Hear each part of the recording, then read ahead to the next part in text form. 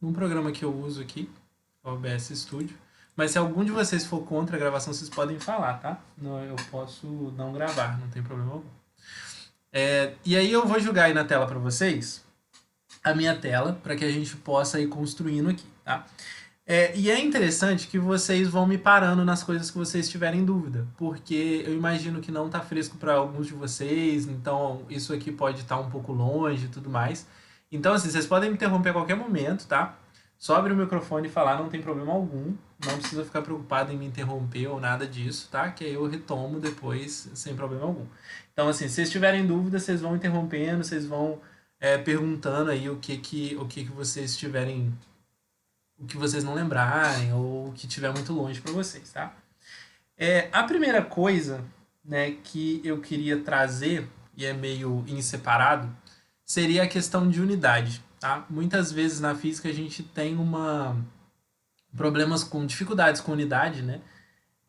E é importante a gente lembrar aí como é que essas unidades funcionam. Eu sei que isso muitas vezes a gente usa até mais na matemática, né? Mas é interessante eu trazer aqui para vocês, porque como a gente vai usar bastante, então talvez quem não estiver lembrando, a gente já revisa isso, tá?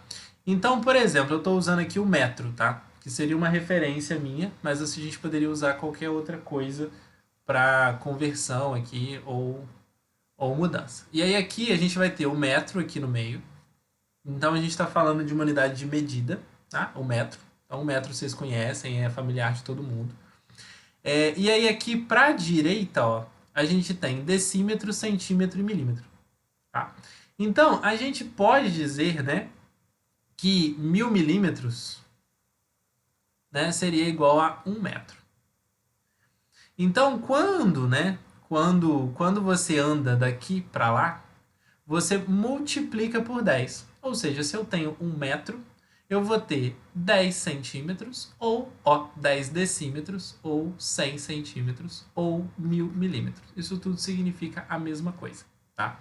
Então, se eu ando para este lado da direita, eu estou aumentando em 10 vezes ali o que eu tiver de unidade de valor. Então, eu estou querendo dizer o quê? Que se eu tenho uma medida de 1 metro, tá? Ela é a mesma coisa, tá? De eu trabalhar ali com. É... Opa, eu falei besteira aqui pra vocês? Não, falei não. Então, se eu tenho ali uma distância de 1 metro, é a mesma coisa que eu teria ali para vocês 100 centímetros, tá? Ou a mesma coisa que eu teria ali para vocês 1000 milímetros. Então, 1000 milímetros vai ser um comparativo aí para 1 metro. 100 centímetros vai ser a mesma coisa que 1 metro. Então, isso facilitaria aí para a gente trabalhar nessas unidades, né? E tudo mais. Só que se eu for para a esquerda, tá? Eu vou dividir por 10. Tá? E aí muda um pouquinho o nosso cenário. Então, se eu falar em decâmetro, ele seria 0,1. Em hectômetro, 0,01. E em quilômetro, 0,001. Então, isso significa que 0,001 quilômetro é a mesma coisa que 1 metro. Ah, mas você colocou uma unidade aqui ruim. Então, vamos fazer o seguinte. Vamos mudar aqui a nossa estrutura. E eu agora vou trabalhar com 1 quilômetro, tá? Então, 1 quilômetro aí é uma distância que vocês conhecem, né? E aí, de acordo com que eu vou andando para a direita, lembra que eu andar para a direita, eu vou multiplicar por 10. Então, vai ser 10, 100, 1000. E aí aqui eu vou ter, já que eu vou aumentando, né, em 10 vezes, 1000 não é a mesma coisa que 10 ao cubo? Porque, olha, é 1 seguido de 3 zeros, ou seja, 10 ao cubo. Porque 10 vezes 10 dá 100, vezes 10 dá 1000. Então isso aqui é a mesma coisa que 10 ao cubo. Isso aqui é a mesma coisa que 10 ao quadrado. Tá? Então, aqui eu teria 10 à quarta, aqui eu teria 10 à quinta, e aqui eu teria 10 à sexta. Isso significa o quê? Que 1 quilômetro equivale a 1000 metros, ou 10 ao cubo metros. E 1 quilômetro também equivale a 10 a sexta milímetros, ou seja, 1 milhão de milímetros. Então, quando a gente fala de uma distância de 1 quilômetro, ela pode ser usada aqui em vários critérios, ali, né? em vários locais. Só que aí a gente tem, tá, um detalhe interessante, né? Que é o seguinte.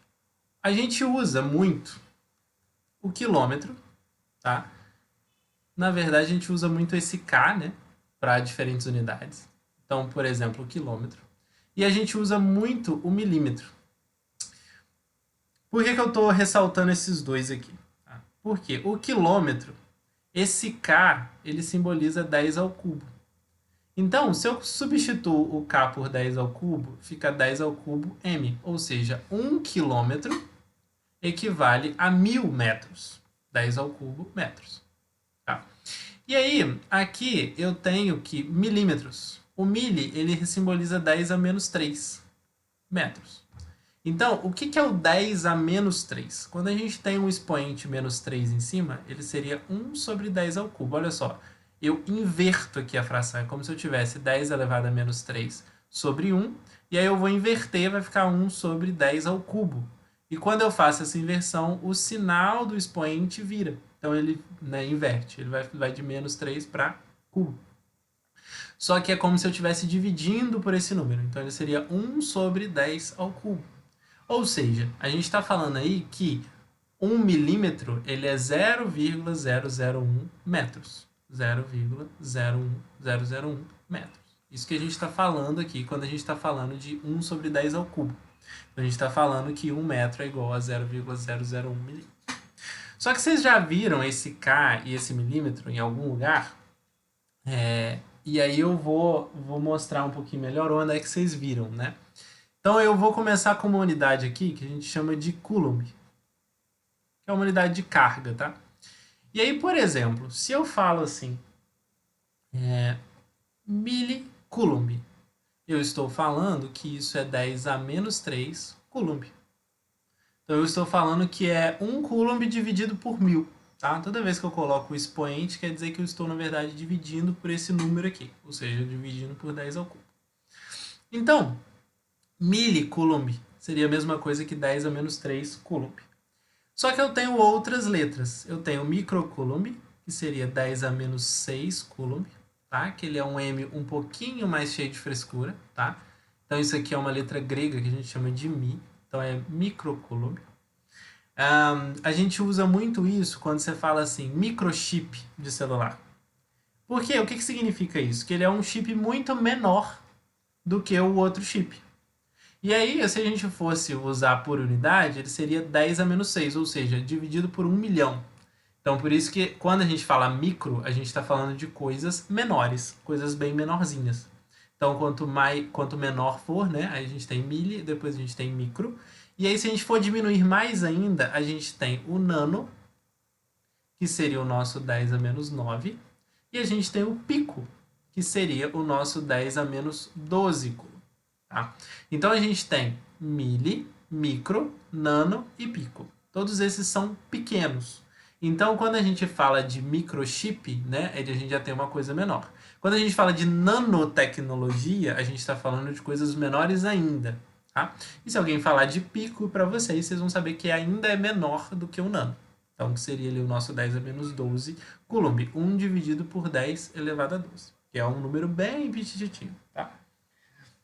Se a gente for lá olhar para o outro lado, tá? Para o outro lado, a gente tem o quilo, que foi o que a gente falou agora. Então, o quilo ele seria 10 elevado ao cubo. Então, 1 quilocoulomb ele seria 1000 coulombs, ou seja, 10 ao cubo coulombs. A gente tem um mega, que é um M maiúsculo, que ele seria 10 a sexta coulomb. Então, ele é um cara maiorzão, né? Que a gente vai trabalhar com unidade. Ele seria um cara maior, bem grandão. Então, a gente teria ali uma capacidade maior, né? Vamos dizer assim. A gente depois teria um gigacoulomb, que é 10 a nona coulomb.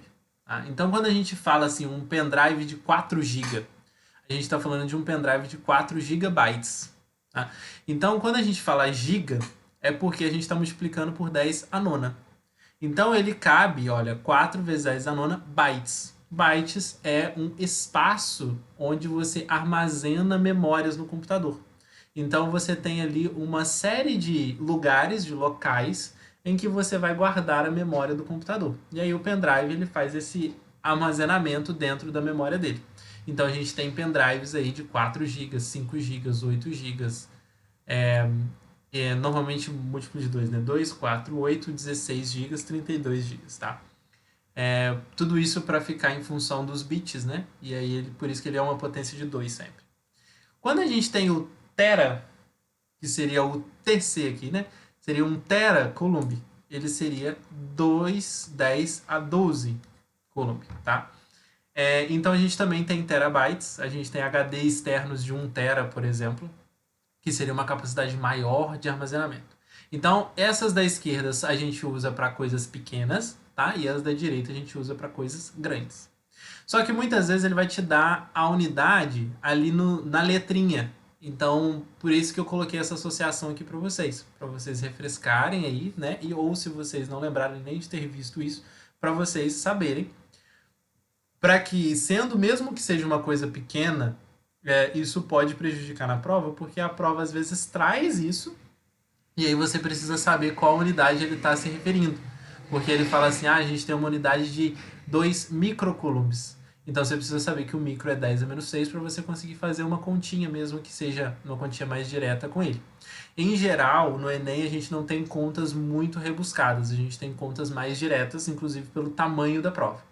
Mas às vezes eles trazem alguma coisinha de micro, alguma coisinha de giga, então é interessante a gente saber. Tá? Se eu fosse destacar, né? Se eu fosse destacar, eu diria que o milli e o micro são mais importantes aqui na parte dos pequenos, tá? E aqui na parte dos grandes, o quilo, talvez o mega, tá? O giga e o tera eu já não diria que eles são tão fortes assim, vamos dizer, de eu ver várias vezes, não. Mas esses de menos 3, menos 6, 3 e 6, eles eu costumo ver um pouquinho mais em provas, em concursos, né? Não só no Enem. Também em outros concursos eu costumo ver eles. Aí, bom, eu espero que esteja tranquilo até aí. Se não tiver, vocês gritam, pede socorro. Então eu vou seguir para a próxima etapa, que seria cargas elétricas.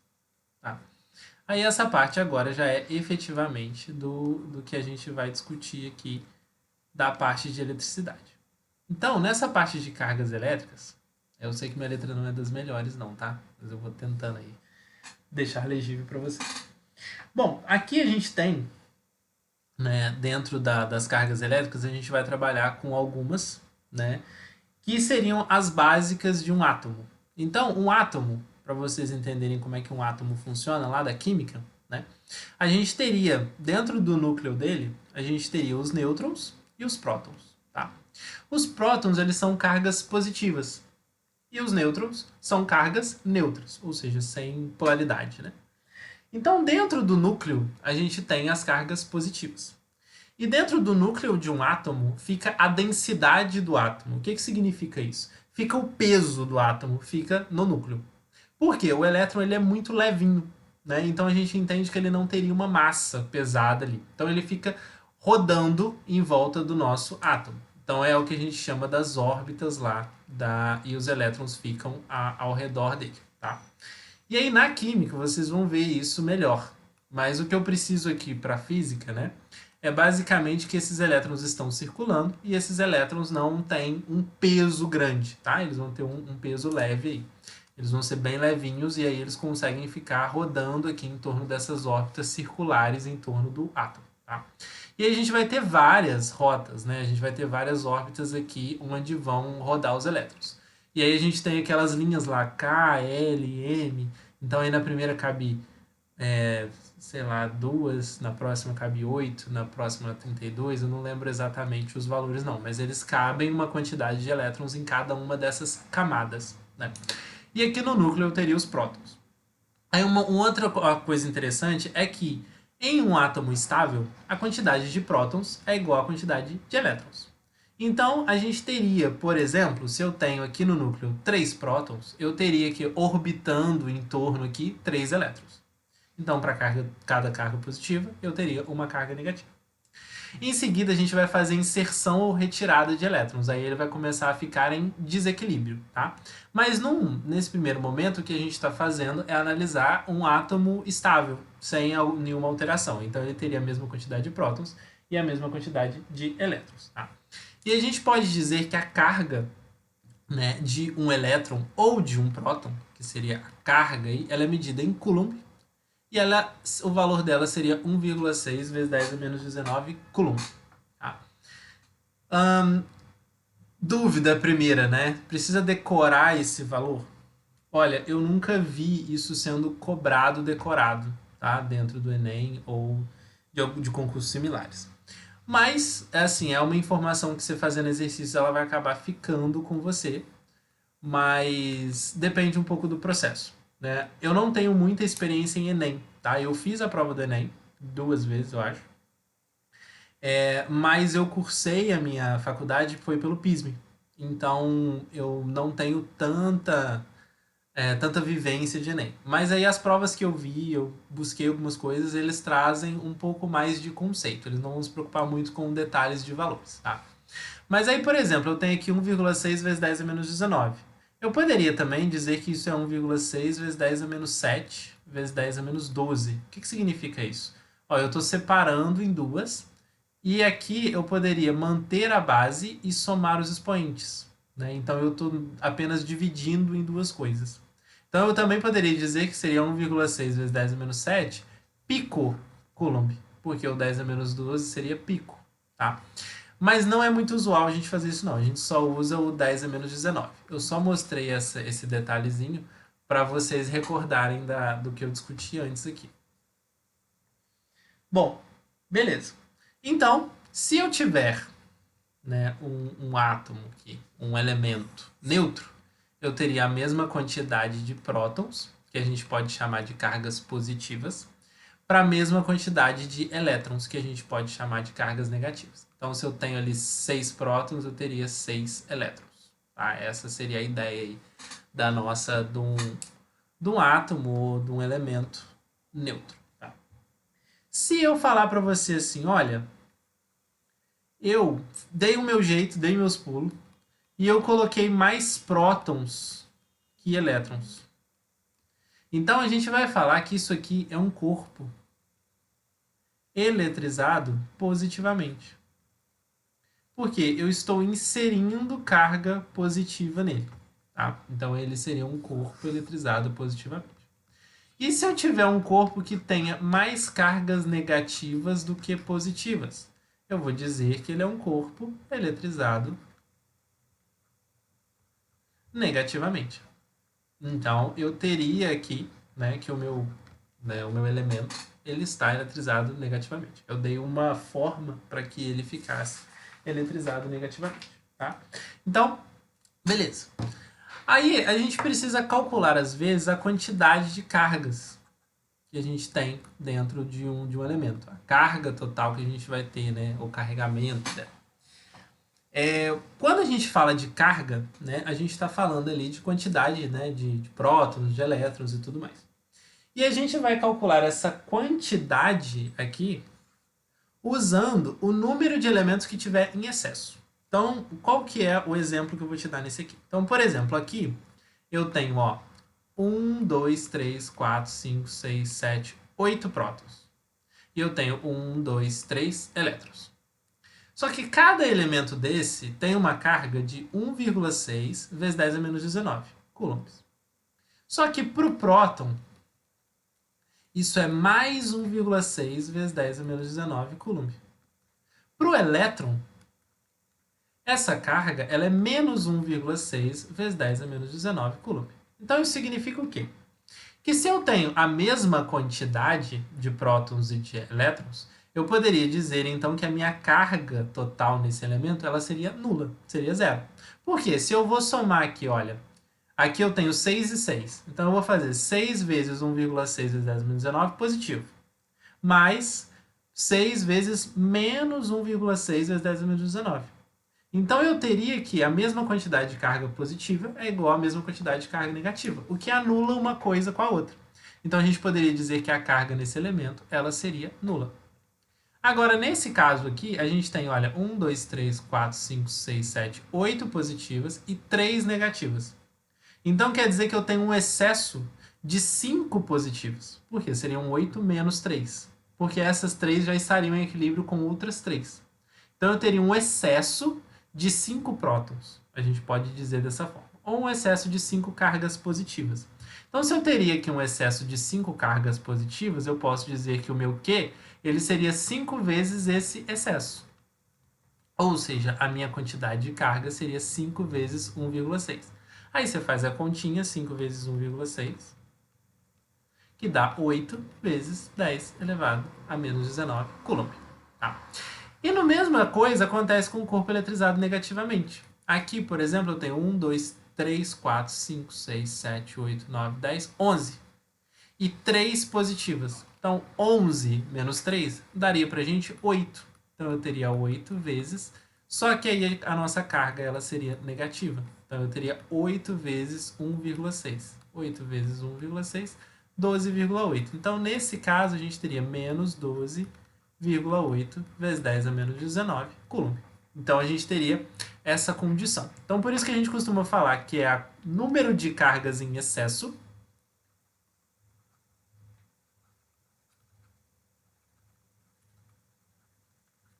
e aqui carga, a carga do elétron barra próton, tá? Do que tiver em excesso, a carga desse elemento que estiver em excesso. Ah, se eu colocar a minha carga positiva para o elétron, não tem problema, tá? A questão é que ele vai ter um excesso de carga de 12,8 vezes 10 a menos 19, só que esse excesso de carga é composto por elétrons. Então você também poderia dizer isso de forma em módulo, vamos dizer assim, tá? Então, se você tiver uma questão, né, e isso seja relevante, ele poderia dizer que a carga ali, que o elemento está eletrizado negativamente, ou seja, ele está com excesso de cargas negativas, com uma carga em excesso de 12,8 vezes 10 a menos 19. Não seria um problema, tá? Mas se ele usar sinais nas respostas, né? Se ele não usar em módulo nas respostas, então você vai usar para os elétrons aquele que for negativo, para o excesso de prótons aquele que for positivo. Então, a gente teria essas condições aí. Só que a gente tem que entender também alguns fenômenos, né? Dentro dessas questões de cargas positivas, de cargas negativas. E aí o primeiro deles, né, que a gente tem como critério seria a atração ou repulsão entre eles. Então,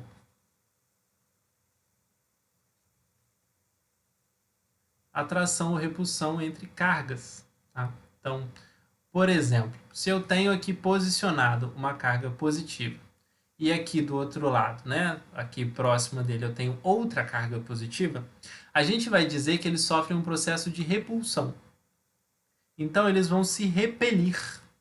E aí aqui a gente vai chamar de, quando eu coloco fel aqui, né, seria força elétrica, tá? Então aqui F com embaixo o E e o L, tá? Então a gente teria uma força elétrica. Quando eu coloco uma setinha em cima, quer dizer que eu estou simbolizando um vetor. Tá? E aí você vai falar assim, nossa, mas que treta é essa de vetor, né? Onde é que você veio com essa ideia de vetor muito doida aqui? Quando a gente tem uma situação em que a gente tem um valor, tá? Então a gente vai ter aqui um valor de força, mas ela também tem uma direção e um sentido, ou seja, você está vendo que ele está puxando para essa direção.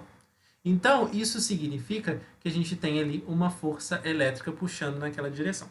Então, eu vou fazer uma pequena pausa aqui para explicar para vocês a diferença entre um valor de modular e um valor, né, de vetor. Então, por exemplo, eu tenho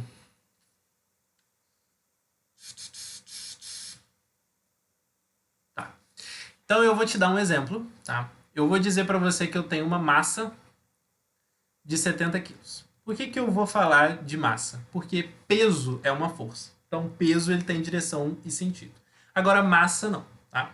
Então eu tenho no meu corpo uma massa de 70 quilos. Então, quando eu falo para você, eu tenho uma massa de 70 quilos, você não está esperando que eu diga, essa massa está direcionada da esquerda para a direita, de cima para baixo, com relação ao núcleo da Terra. Você não está esperando isso.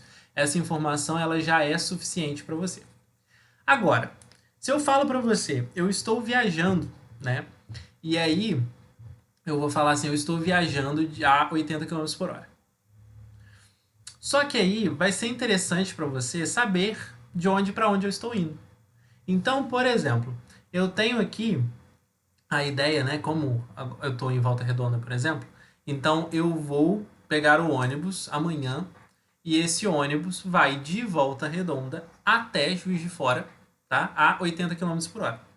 Então, ou seja, é relevante para mim saber de onde para onde ele está indo, ou seja, a direção dele.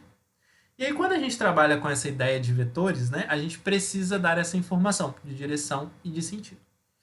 E aí, todos, provavelmente, professores do passado de vocês falavam assim: vetor, ele tem módulo, ele tem direção e ele tem sentido. E aí, às vezes, a dificuldade é: o módulo é tranquilo, né? Você fala assim, minha velocidade é 80 km por hora. Só que aí o negócio embola na hora que a gente vai falar de direção e sentido. Por quê? São dois conceitos diferentes, tá? Mas às vezes eles ficam misturados nas ideias aqui. Por quê? Quando a gente fala de direção, a gente está falando de uma linha que representa aquilo. Então, o que quer dizer isso? Quer dizer o quê? Que se eu desenho essa linha aqui, ó, em cima dessa reta aqui, a gente tem uma direção horizontal. Então, isso para mim representa a direção horizontal. Então, eu posso dizer que a direção de um determinado objeto é horizontal. Ou de uma situação, ou de uma velocidade, é horizontal. Eu posso também dizer que ela seria vertical. Então, ela seria, né, vertical aqui. Isso seria uma direção. Eu poderia dizer que ela é diagonal. Então, isso também seria uma direção, tá? Então, na parte da direção, eu vou poder dizer horizontal, eu vou poder dizer vertical, eu vou poder dizer diagonal, eu vou poder dizer qualquer eixo que represente essa direção. Tá?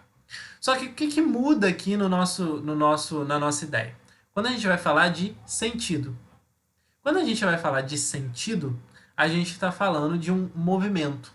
Então a gente está falando, por exemplo, se eu tenho essa reta horizontal aqui, que a gente está na direção horizontal, e eu coloco uma ponta de seta aqui, eu estou querendo dizer que o sentido dela é da esquerda para a direita. Se eu coloco nessa daqui que está em pé, né? Eu coloco uma seta aqui assim, ó, quer dizer que o quê? O meu movimento, ele está de cima para baixo. Ou seja, você está mostrando para ele qual o sentido que ele está indo. Seja de cima para baixo, seja da esquerda para a direita, seja do... Esse aqui, por exemplo, que está em diagonal, vocês vão lembrar lá daqueles quadrantes da matemática. Primeiro, segundo, terceiro e quarto. Eu poderia dizer que ele está do terceiro quadrante para o primeiro quadrante. Esse seria o sentido dele. Você pode criar ideias também em cima disso. Mas qual é a ideia principal aqui que a gente precisa se observar? O módulo, ele seria um valor, né? Então, o módulo aqui, ele seria o nosso valor, tá? A direção, ela vai ser, né, a linha que representa aquela direção. Então, ele seria horizontal, vertical, diagonal. E o sentido é de onde para onde ele está indo. Da esquerda para a direita, de cima para baixo e outras direções que ele possa, outros sentidos que ele possa estar direcionado. Então, essa é a diferença entre eles, tá? E aí, por que eu dei essa pausa aqui? Porque esse é um conceito interessante para vocês, porque ele pode vir, né? Essa parte de conceituação, ela costuma vir mais. Então, por isso que eu resolvi dar esse pause para falar isso com vocês, tá?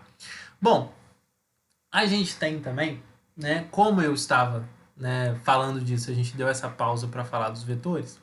Então, se a gente tem duas cargas positivas, né? Então, eu vou retomar aqui atração e repulsão. Ao invés de voltar lá para cima, eu vou continuar aqui em seguida para não ficar com espaço limitado lá. Então, quando eu estou com duas cargas positivas, elas vão ter uma força elétrica de repulsão, tá? Então, elas vão se repelir. E aí a gente vai entender que cargas de sinais iguais, elas tenderão a se repelir. Então, aqui a gente vai ter cargas se repelindo. Ou seja, uma carga positiva encontra com outra carga positiva, elas se afastam, tá? Elas correm uma da outra. O que não acontece quando a gente tem cargas opostas, positivo e o negativo. Por que isso acontece, né? Porque eles vão procurar, né, aquela ausência que eles têm. Então, cada átomo ele vai sempre ter positivos, né, a mesma quantidade de positivos e a mesma quantidade de negativos. Né? Uma vez que a gente está com alguma coisa desequilibrada, ele vai procurar aquele equilíbrio. Então, por isso que as cargas positivas, elas buscam as cargas negativas, para que a gente obtenha um equilíbrio dentro daquele sistema. Tá? Então, a gente vai ter cargas positivas com negativas, elas vão sofrer força de atração. Tá? Então, na hora que a gente tiver cargas, né, uma carga positiva e uma carga negativa, a gente vai ter ali uma força elétrica, tá? E essa força elétrica vai ser uma força de atração. Então eu vou colocar aqui, vamos tentar outra cor aqui, só para eu colocar que aqui é repulsão, aqui é repulsão e aqui é atração. Então quando a gente tem, né, duas cargas de sinais opostos, a gente vai ter uma força de atração. Só que aí eu falei para vocês, olha só, se eu olho nessa carguinha aqui, vamos pegar uma terceira cor aqui então. Se eu olho essa carguinha aqui, olha só, eu posso dizer que ela tem uma força elétrica de direção horizontal da esquerda para a direita. Ou seja, eu falei a direção horizontal e eu falei o sentido é esquerda para a direita. Essa daqui, ó, da esquerda, eu posso dizer que é uma força horizontal da direita para a esquerda. Então eu teria uma força elétrica da direita para a esquerda.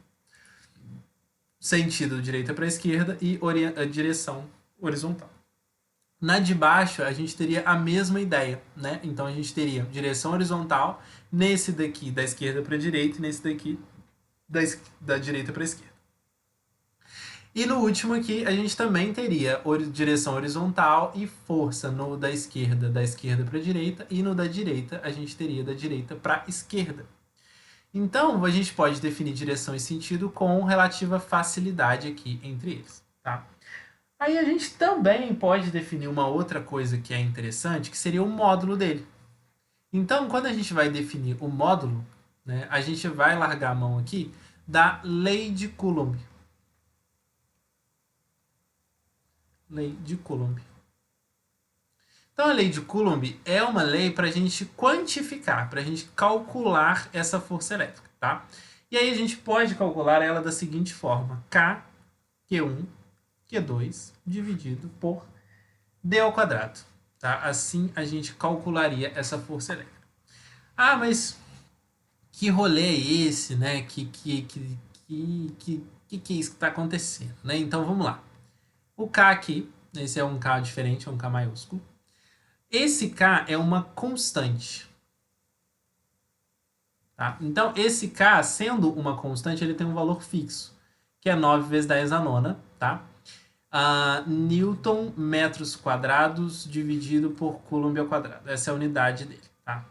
Precisa decorar a unidade dele? Claro que não, tá? Mas tem formas de você saber, mas não vem ao caso você decorar isso não, tá? Na unidade não é uma coisa que dá para você tirar com mais facilidade depois. Então, 9 vezes 10 a nona Newton metro quadrado por Coulomb ao quadrado. Então, essa variável é dada, normalmente, quando a gente vai lançar mão dela, tá? Então, esse K é uma constante, ou seja, é um valor fixo.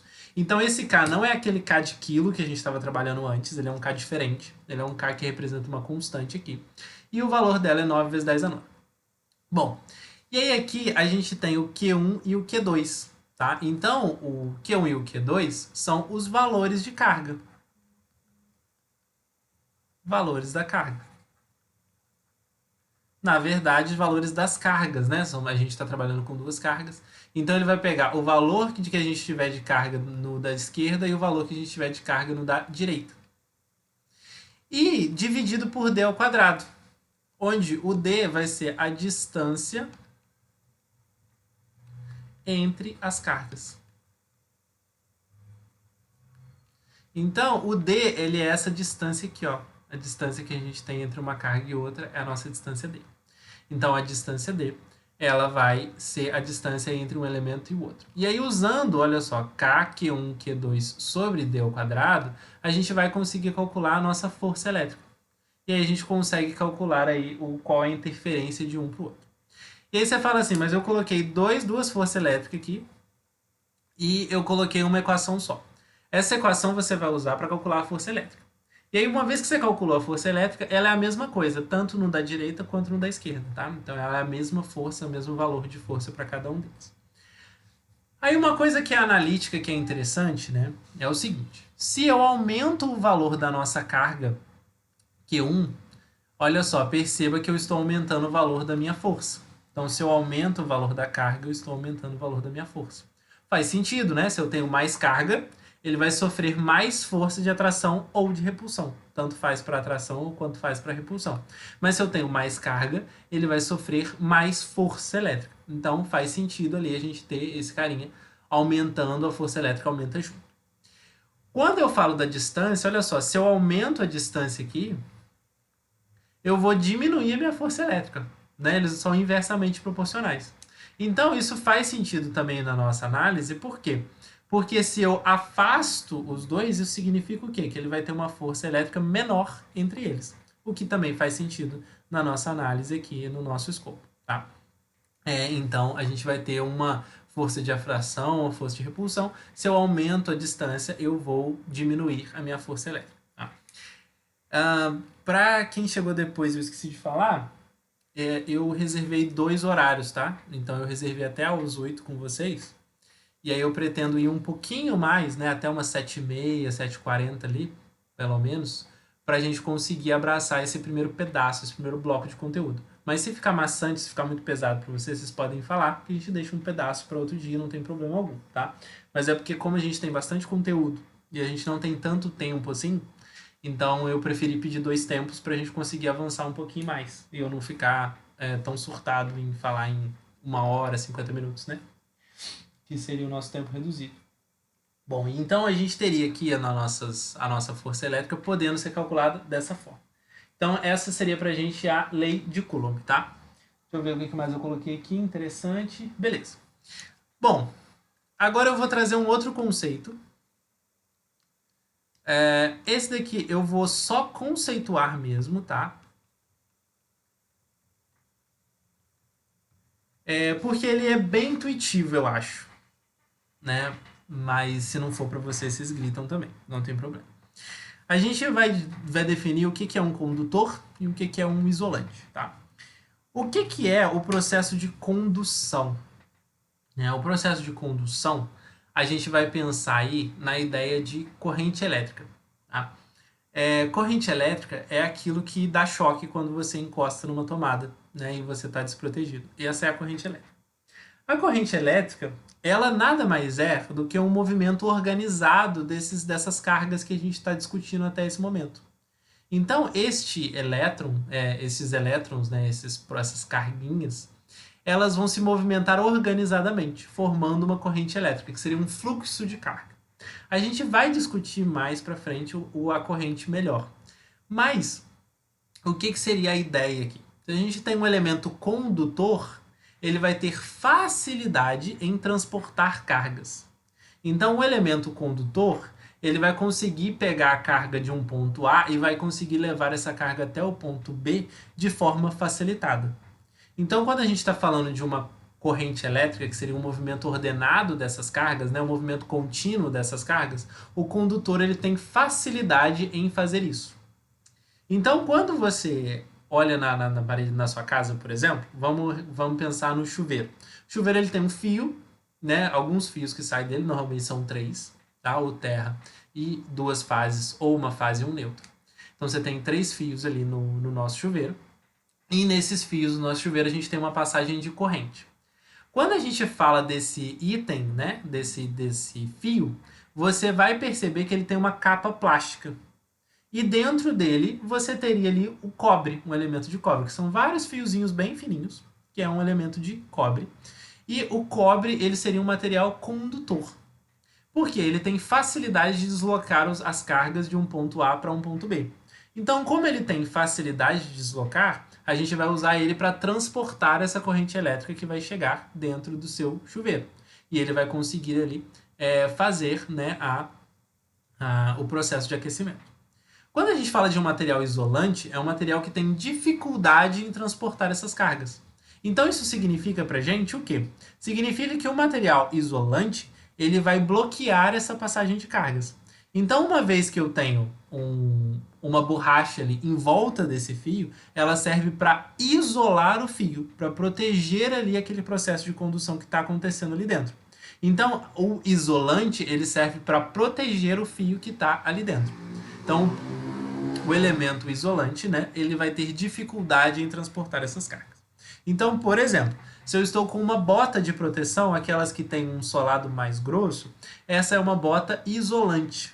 Porque se eu colocar a mão no fio, ele vai ter mais dificuldade de passar entre eu e a terra, que seria o chão, né? De eu aterrar ele.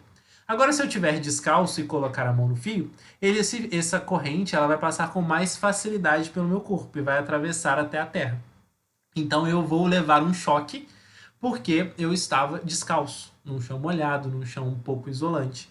Então eu vou tomar um choque ali. Isso significa que se você tiver de tênis, você não vai tomar choque? Claro que não, tá? Então se você tiver de tênis e pegar um fio, você pode ter um furo pequeno no seu tênis e ele deixar passar corrente. Você pode ter um tênis que não seja tão isolante assim e você tomar choque do mesmo jeito. Então, o ideal é você fazer com equipamentos de proteção, você fazer manutenções ali com mais tranquilidade. Ou o ideal mesmo é você estar com toda a energia da casa desligada para fazer esses processos, para você não levar um choque ali. Então, os materiais isolantes são aqueles que isolam a corrente elétrica. E os materiais condutores são aqueles que conduzem corrente elétrica com facilidade. Basicamente, a gente vai ter uma facilitação de passagem de cargas no condutor e uma dificuldade de passar cargas no isolante. Isso é o que diferencia uma coisa da outra, tá? A gente tem vários elementos que seriam mais condutores ou menos condutores, mais isolantes ou menos isolantes, tá?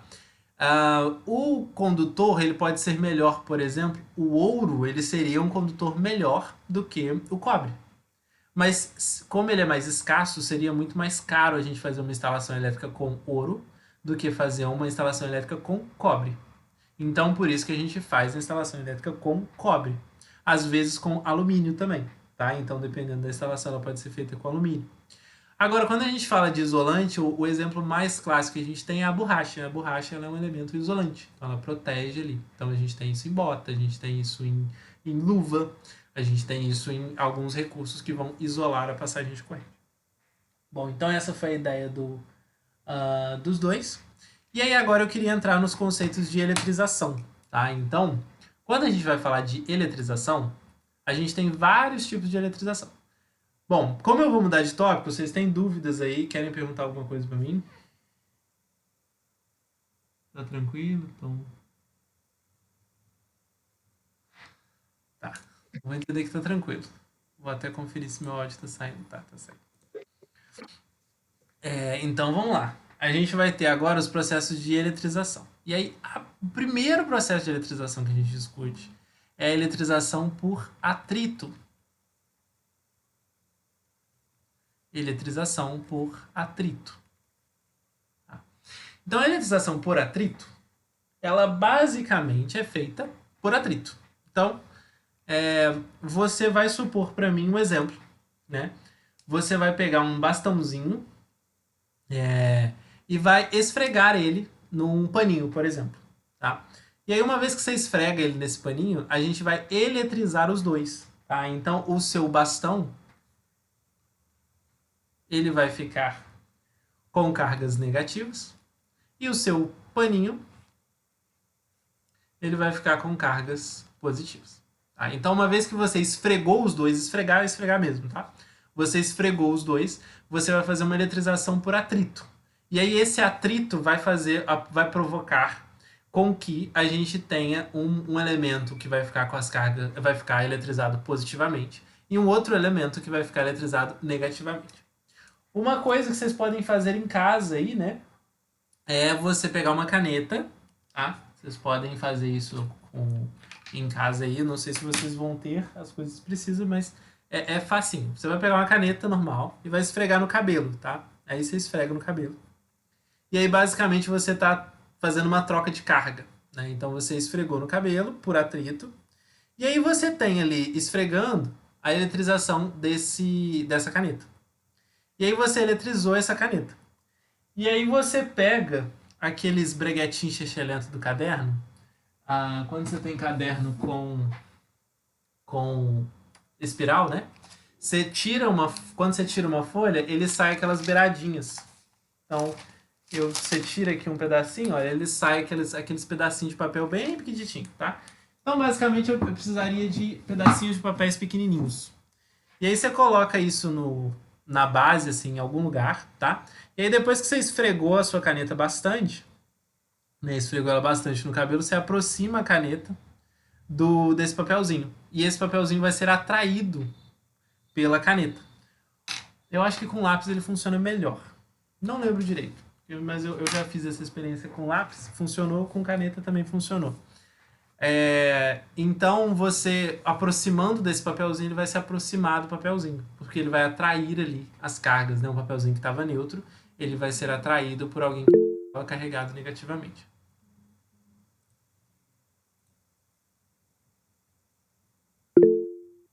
Diga, Luiz.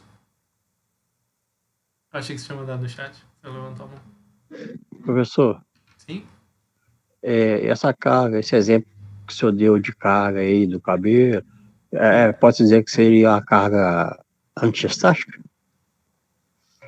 Seria carga estática. Você pode chamar de uma carga estática. Sim. Você tem um acúmulo de carga, né, em cima de um local. Então, a gente pode falar que isso é uma carga estática, sim, que é uma carga que está paradinha ali.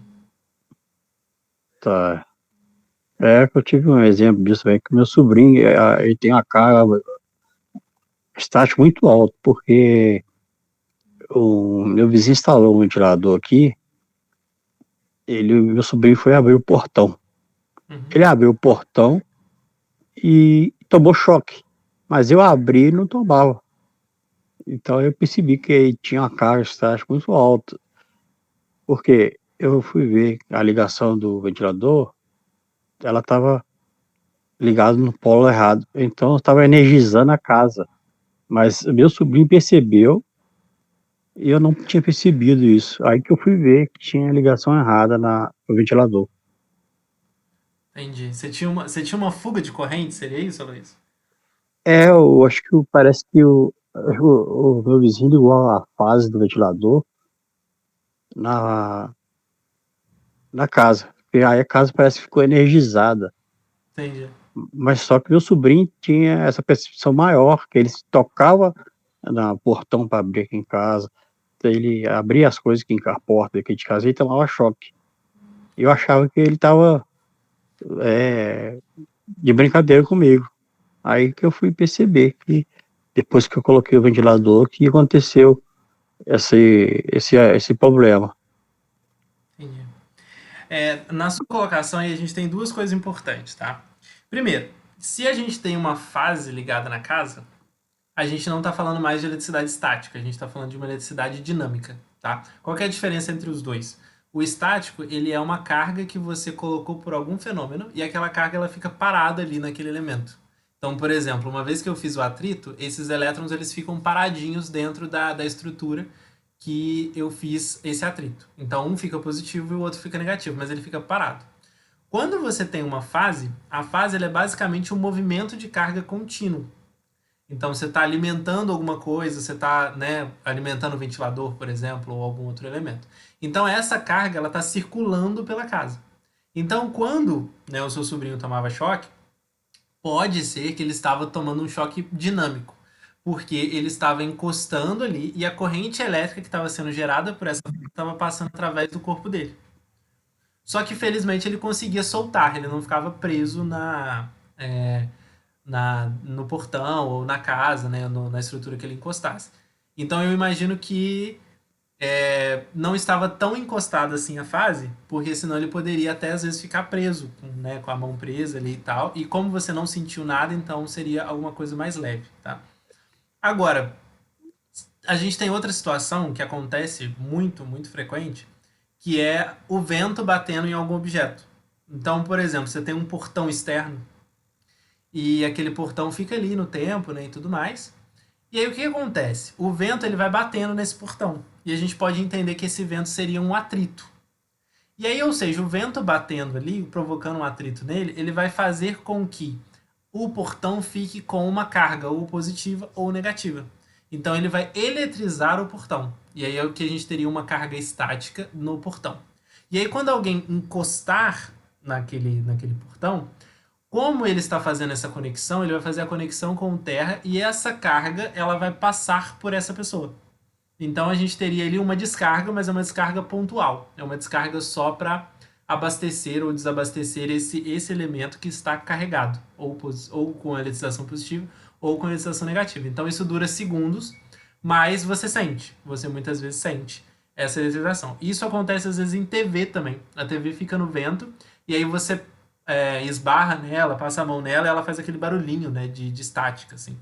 Então aquele barulhinho seria uma descarga também, que ela estava recebendo vento, e aí ela carregou, e aí quando você esbarra nela, você está descarregando, você está funcionando como um fio de descarga para aquela TV. Então, no caso do seu filho, pode tanto ser uma coisa como pode ser outra. Porque já que você tinha um fio conectado errado, ele pode ser uma corrente dinâmica ali, que inclusive é bem mais perigosa, tá? Normalmente a gente tem é, a corrente elétrica, né, ela pode matar, mesmo 110 volts. Então a gente tem perigos aí quando você esbarra numa tomada ou quando você toma um choque mesmo, porque ele pode passar pelo coração e a gente ter problemas aí, né? A pessoa até morrer na hora ou sentir alguma coisa, ou sentir algum mal-estar e tudo mais. Ô Luiz, eu respondi sua dúvida.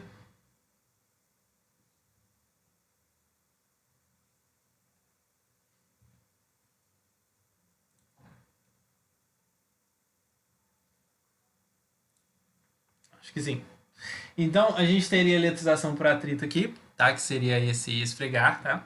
E a gente vai ter agora o próximo, que seria eletrização por contato.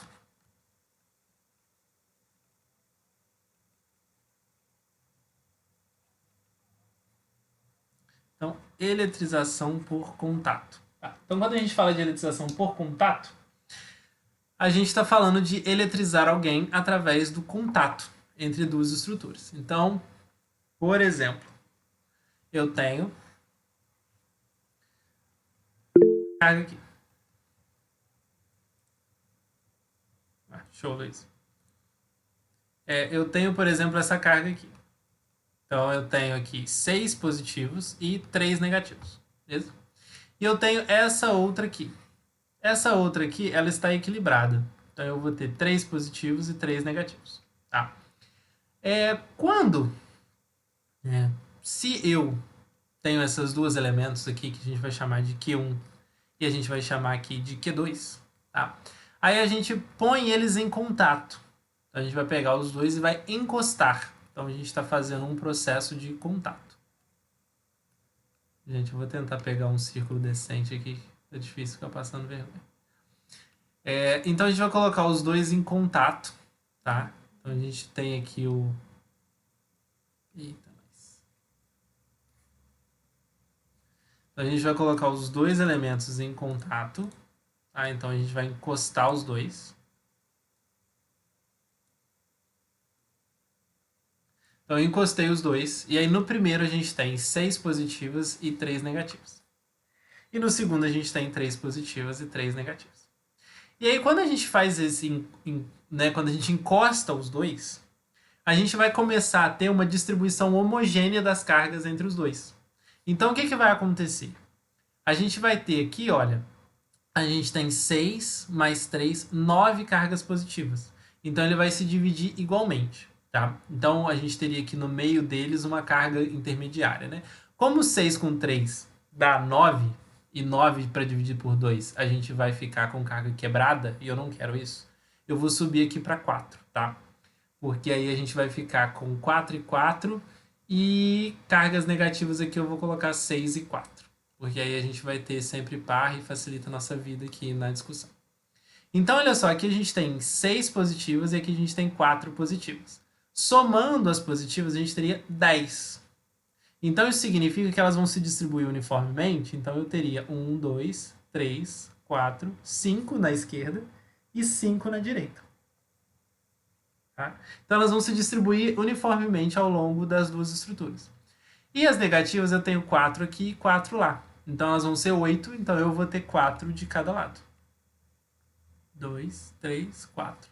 1, 2, 3, 4. Então, aqui eu tenho essa daqui, olha só, a da direita ela está neutra, com 4 positivas e 4 negativas. E aí aqui a da esquerda ela está com 6 positivas e 4 negativas. Então ela está eletrizada positivamente. Porque a gente tem mais carga positiva do que negativa, tá? E aí agora a gente vai separar os dois. De novo, então a gente vai jogar o Q1 para cá e o Q2 para lá. Então na hora que eu jogo o Q1 para cá, né, e jogo aqui o Q2 para cá, o que vai acontecer? Eu vou ter, ó, 1, 2, 3, 4, 5 cargas positivas no da direita. Então aqui eu vou ter 5 cargas positivas e 4 negativas. 1, 2, 3, 4. E do lado de cá a mesma coisa. 5 positivas e 4 negativas. E aí o que aconteceu aqui? Olha só, eu tenho 5 positivas e 4 negativas. Então isso significa que este daqui está eletrizado positivamente. Porém, o Q2 também está eletrizado positivamente. Isso é o que a gente chama de eletrização por contato. Veja que o da esquerda ele sempre estava eletrizado positivamente. Mas o da direita ele era neutro e ele se tornou alguém eletrizado positivamente. Então, ou seja, a gente eletrizou um elemento. Um dos elementos ele ficou eletrizado positivamente. A gente pode tanto fazer a eletrização positiva quanto a eletrização negativa, tá? E aí, quando a gente fala de contato, a gente encosta os dois e separa depois de novo. E aí, agora a gente vai ter um processo de eletrização, né? Ou seja, aquele que era neutro, agora ele se tornou eletrizado, ou positivamente, ou negativamente. Isso é o que a gente chama de eletrização por contato. E aí, o último modelo de eletrização é a eletrização por indução. Tá? O que acontece aqui? A gente vai ter um elemento neutro. Tá? Então eu vou colocar aqui o sheet. A gente vai ter um elemento neutro. Então eu vou colocar aqui 1, 2, 3, 4, 5, 6. 6 cargas positivas, tá? E 6 negativas. Então a gente tem 6 cargas positivas e 6 cargas negativas. Okay? E aí esse é um elemento neutro. Porque ele tem a mesma quantidade de cargas positivas igual a quantidade de cargas negativas. E aí o que acontece aqui? O que eu vou fazer agora? Quando a gente faz uma eletrização por indução, a gente quer induzir alguma coisa, né? A palavra de indução ela vem disso, de induzir um processo. E aí aqui na indução a gente vai fazer o seguinte, a gente vai colocar um corpo próximo. Um corpo próximo aqui. Só que esse corpo próximo, ele está eletrizado. E aí pode ser positivamente ou negativamente. Então eu vou fazer o seguinte, eu vou eletrizar ele positivamente. Então eu vou ter aqui mais cargas positivas, tá? E menos cargas negativas. Vou ter algumas poucas cargas negativas aqui. Aí o que vai acontecer? Eles estão próximos, mas eles não estão colados, tá? Isso é muito importante. Então eles estão próximos, mas não estão encostando. Então eles estão próximos. O que acontece quando eles estão próximos? Quando eles estão próximos, lembra que a gente falou o seguinte: os opostos se atraem, né? Ou seja, o positivo, a carga positiva, ela vai atrair a carga negativa. Então, se eu tenho aqui mais carga positiva, né? Se eu tenho aqui mais carga positiva, ele vai atrair as cargas negativas aqui. Então, no nosso caso aqui, eu tinha 6, né?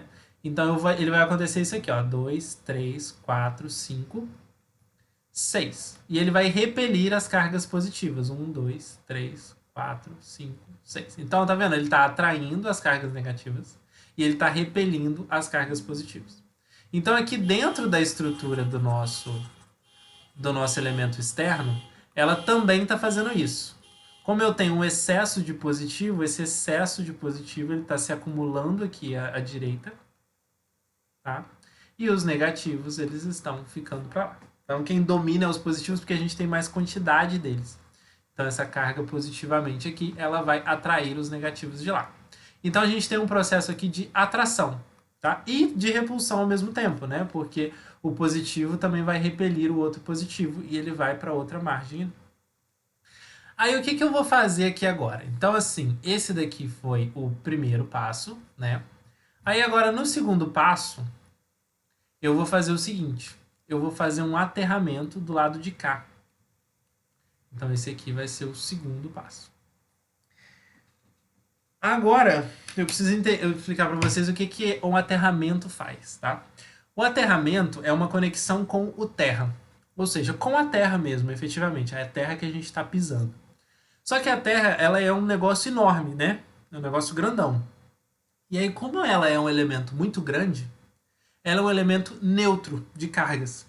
Só que ela é um elemento neutro que pode fornecer ou receber cargas o quanto ela quiser, porque ela é um elemento muito grande, muito carregado, com muita carga. Então, facilmente, ela vai estabilizar, ela vai colocar neutro qualquer elemento que se conecte a ela. Tá? E a gente sempre vai ter movimentos de elétrons. Então, o que, que acontece aqui? Quando eu tenho uma conexão do Terra aqui, o que, que a Terra vai ver? A Terra vai ver, olhando daqui, ó. Vou pôr um zoinho aqui, ó. Olhando daqui, a Terra vai ver o quê? Uma carga positiva, ou seja, um elemento que está carregado positivamente. Isso é verdade? Não, isso não é verdade. Essa carga aqui, ela é neutra. Então, essa carga aqui, ela continua neutra, porque eu ainda não fiz nenhuma modificação nela. Ela continua neutra. Só que como eu atraí as cargas negativas para um lado e eu aterrei do outro lado, o Terra vai ver esta carga como carregada positivamente. E qual que é a tendência do Terra? É oferecer elétrons para ele. Se ele tiver com falta de elétrons, se ele tiver positivo, ele vai oferecer elétrons. Se ele tiver negativo, ele vai tirar elétrons. Como a gente está aqui com essa situação, ele vai colocar elétrons para dentro. Então ele vai inserir elétrons para garantir a estabilidade do nosso elemento. Então ele vai inserir esses elementos, tá? E aí, uma vez que ele inseriu essas cargas negativas, perceba que a nossa carga aqui está se tornando mais negativa do que positiva. E aí, o que, que eu vou fazer agora? Tá? Então, eu vou agora para a próxima etapa. Qual que é a próxima etapa? Eu vou pegar... deixa eu ver se eu consigo fazer isso aqui.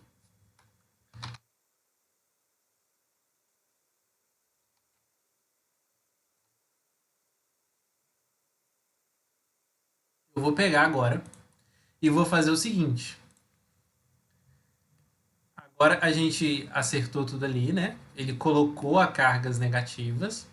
E aí agora eu vou tirar o nosso aterramento. Tirei o nosso aterramento.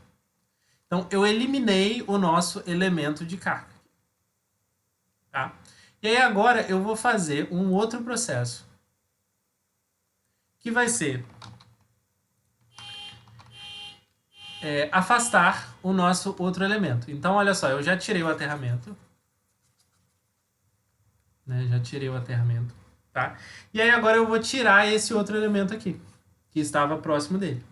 Então no fim das contas, vai sobrar a minha carga nessas condições aqui. Então vai sobrar a minha carga nessas condições aqui. Só que a minha carga nessas condições aqui, olha só o que aconteceu. Ela está com mais carga negativa do que positiva. Então a gente vai ter que, no final, ela está eletrizada negativamente. Então esse é um processo de eletrização por indução. A gente faz uma indução, né? E essa carga e esse elemento que antes era neutro, ele vai se tornar ou carregado positivamente ou carregado negativamente. E a gente teria ali uma ideia de eletrização por indução. Pessoal, o conteúdo de hoje é esse. E aí agora vou pegar 2 exercíciozinhos pra gente fazer junto. Mas eu queria saber, vocês estão com dúvida? Ficou alguma coisa para trás aí?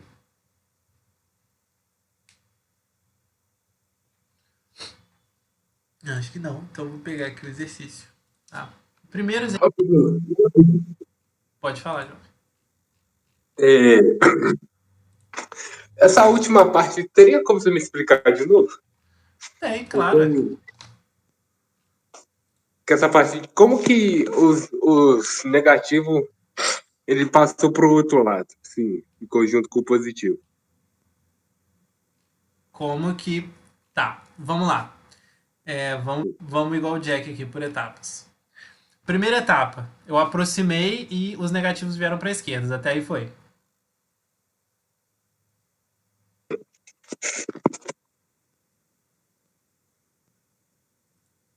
Foi. Foi. Gabriel, né? Então, Gabriel, é o seguinte: a gente fez isso aqui e aí ele traiu os negativos para a esquerda, tá? E os positivos para a direita. E aí depois disso, o que, que eu fiz? Eu coloquei um aterramento aqui. E aí o aterramento, ele vai sempre equilibrar cargas. Só que pensa para mim que você é o terra, né? Que você é uma massa grande que está equilibrando alguém. Só que o aterramento ele foi feito nesse lado da direita aqui. Então, por mais que essa carga esteja neutra, nessa conexão, o terra ele tá vendo ela como positiva, porque todas as cargas positivas estão nesse cantinho aqui. E as cargas negativas estão afastadas desse ponto. Então, ou seja, o terra está entendendo que essa carga, que na verdade ela seria uma carga positiva e não uma carga neutra. Então, se ele está entendendo que ela é uma carga positiva, ele vai tentar estabilizar ela, ou seja, ele vai jogar elétrons para dentro dessa carga e aí ele vai equilibrar. Tá vendo que ele equilibrou o lado de cá, ó. Então a gente tinha seis cargas positivas e entrou seis cargas negativas. Vai ser sempre perfeito assim? Não, nem tanto.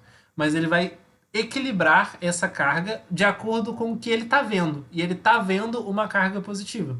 Então ele vai buscar o equilíbrio. Por isso que ele inseriu elétrons aqui. Até aí foi, Gabriel? Foi. Foi. Ô, professor, Diga. mas se fosse o contrário, daria a mesma coisa? No caso, Como. aqui no lugar do positivo fosse negativo e o negativo fosse positivo. Tá. Aí o que, que aconteceria? A gente teria uma carga eletrizada negativamente, certo? Sim, E aí aqui do lado de cá ia ficar os positivos e do lado da direita ia ficar os negativos, certo? certo. Aí o Terra veria esse cara como uma grande carga negativa. Porque os negativos estavam todos do lado de cá. Então, ao invés dele inserir elétrons, como é que a gente equilibraria ele? A gente tiraria elétrons. Então, os elétrons sairiam da carga e iriam para o Terra. E aí, o que, que Ah, ele ficaria com excesso de carga positiva e não com excesso de carga negativa. sim. Agora, Beleza? Então, ou seja, se eu troco aqui a carga dessa esfera que está próxima, ele inverte todo o esquema. Então, se eu aproximo uma positiva, ele vai ficar eletrizado negativamente. Se eu aproximo uma negativa, ele vai ficar eletrizado positivamente. pode crer. Foi? Então, fomos até aí, então. Aí, depois disso, o que, que a gente faz? A gente continua com esse elemento aqui próximo, só que a gente tira o aterramento. Agora ele já inseriu os elétrons que ele queria. Então, aí beleza. Ele já tinha os elétrons que ele queria, jogou os elétrons lá para dentro e a gente tira o aterramento. Aí agora a gente afasta essa outra carga. Então, no final das contas, ele vai ficar aqui com o elemento carregado negativamente.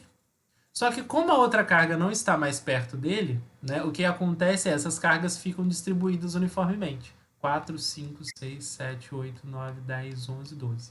Então a gente tem 12 negativas, tá? E 6 positivas. Distribuídas uniformemente aqui dentro da minha região. Vê se sanou sua dúvida ou não. Agora sim, agora eu entendi. Obrigadão. Nada. Bom, então a gente fez a elitização negativamente, tá? Aí agora a gente tem uma questão aqui, tá? Que eu acho que foi Enem 2015, 2014, um Enem até razoavelmente antiguinho. E aí a gente tem um gatinho aqui, ele chega perto do dono ou de alguém. Aí ele esfrega bastante, né, naquela calça ali daquela pessoa. E aí depois o pelo dele fica todo oriçado. Aí ele fala assim, eu odeio eletricidade estática. E aí a pergunta é, por qual motivo ocorre a eletrização ilustrada na tirinha? E aí as alternativas são troca de átomos entre a calça e os pelos do gato. Letra B, diminuição do número de prótons nos pelos do gato. C, criação de novas partículas eletrizadas nos pelos do gato. Letra D, movimentação de elétrons entre a calça e os pelos do gato. Letra E, repulsão entre partículas elétricas da calça e dos pelos do gato. E aí, o que vocês acham que seria o motivo do gato ter sofrido eletrização estática? Eu iria na letra D. Letra B de bola. Não, D de dado. D de dado. Essa aqui, letra D. Então, a Aloysio está na letra D. Alguém concorda? Alguém discorda? Concordo com a Luiz, Gabriel. Ok. E vocês querem explicar? O que vocês acham que é a D? É basicamente o método da caneta que o senhor referenciou, Sim. né? Que esfregar a caneta no cabelo e aquelas fibras do papel ali se ser induzido pelo movimento de elétrons da energia estática. Sim, quando a gente faz um processo de atrito, que seria o mesmo processo do gato, né? A gente vai ter dos dois carregado positivamente e o outro negativamente. Só que o que acontece nesse positivamente ou negativamente? A gente movimentou elétrons de um lugar para o outro. Então, na letra A, ele fala troca de átomos. Não, não é troca de átomos. Átomos é o conjunto de prótons de elétron, é um elemento inteiro. Então, ele não movimentou o átomo inteiro, tá? Ele movimentou elétrons somente. E aqui na letra B, ele fala diminuição do número de prótons. Só que aí a questão não é essa. A questão é que a gente tem uma movimentação sempre de elétrons.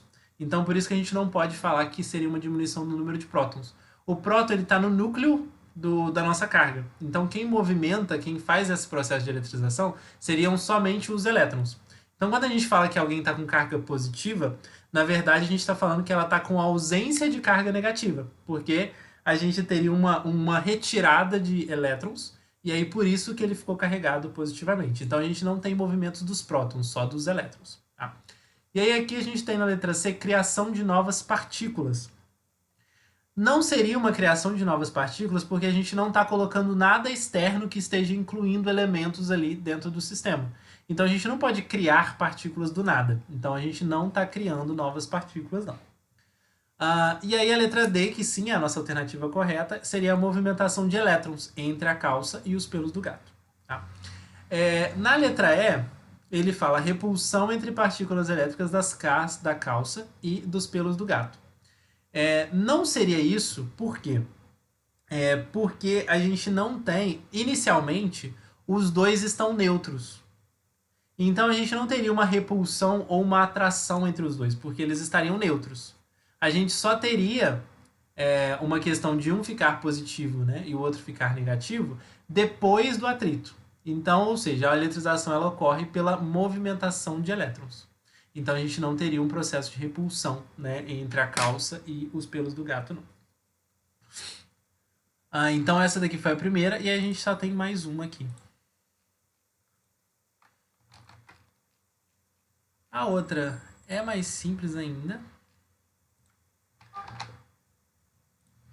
O que a gente tem aqui? Ó? Visto de cima, o diagrama esquemático das forças magnéticas. Aí, olha só, ele fala de forças magnéticas, tá? Mas a gente pode falar aqui de forças elétricas, tá? Vocês não precisam se preocupar com a nomenclatura por enquanto, não. No momento inicial em que as cargas penetram na região de um campo magnético, está representado em... não. Essa questão era mais complicada do que eu tinha lido. Então, eu vou refazer o enunciado aqui, só um instante. Ai, meu Deus. Eu li ela, mas eu não prestei atenção. Que ela envolve força magnética e força elétrica. Qual que era a minha pergunta aqui que eu queria trazer para vocês? Minha pergunta que eu queria trazer para vocês é, considerando duas cargas elétricas postas igual à figura, tá? Igual às alternativas, qual que representa as forças de atração ou repulsão entre cargas? qual que estaria correta, né? Quais seriam as setas que mostram a força elétrica de forma correta?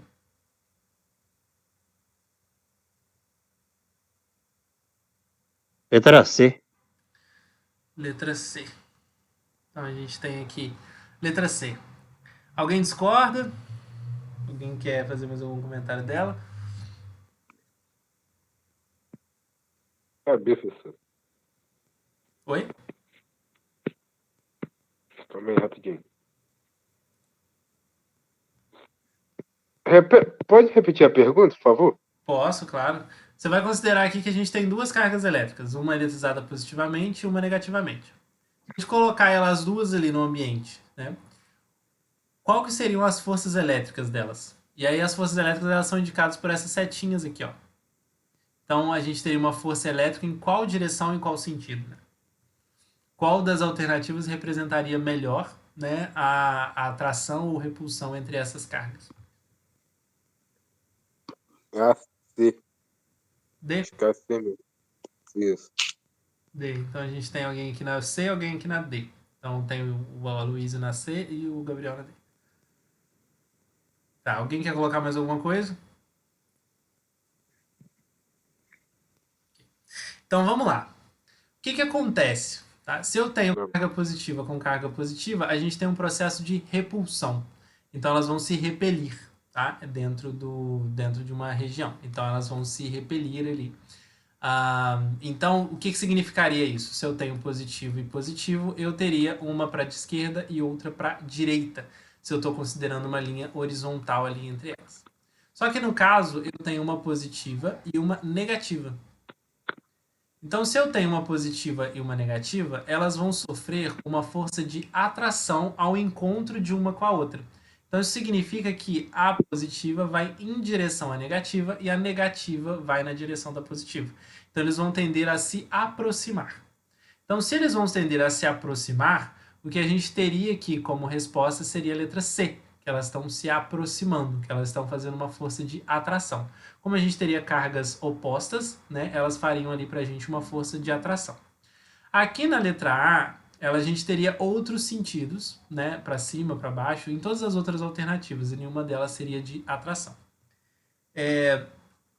Ficou mais claro aí para você, Gabriel, por que seria a letra C?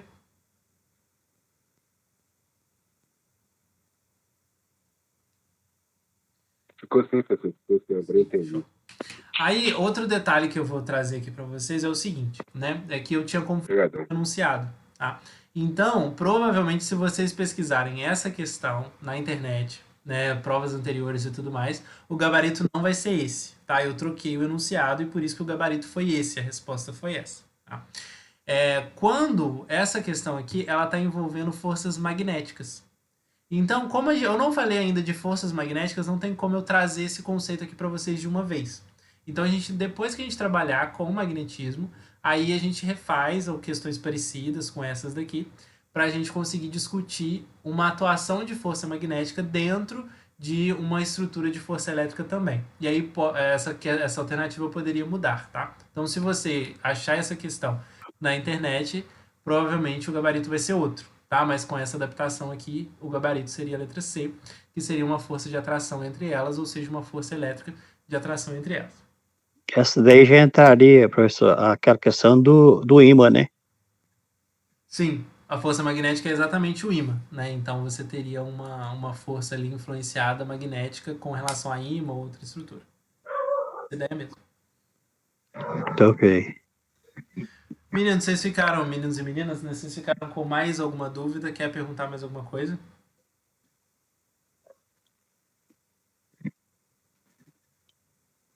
Para mim, então, tá ok, professor. Eu consegui ver o conteúdo, deu uma clareada na mente aqui.